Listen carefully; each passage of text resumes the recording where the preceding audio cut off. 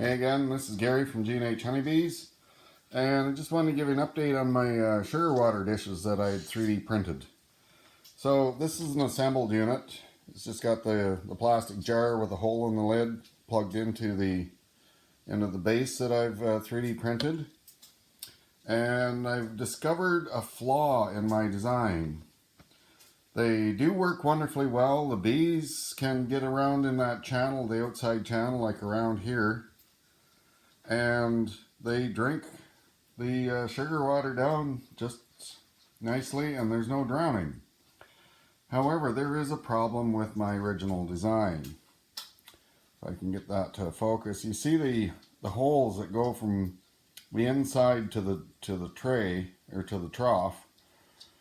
Well, I printed them at 5mm, and I went out there and checked the feeders one afternoon. They had drank the sugar water down to the point that the jars were empty, and the bees were actually inside the feeders in the jars. So they could crawl through these holes. So, lesson learned.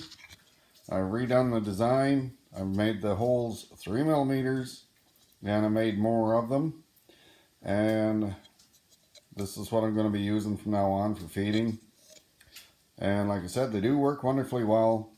The bees don't drown, and they can get down on that channel and they can just drink to their heart's content.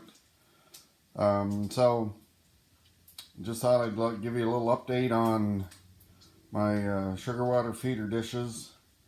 Yeah, so these holes were, in my thinking, were big enough to allow water to go through, but I didn't understand that it would allow bees to go through as well. So, alright, thanks for watching, and I appreciate your views.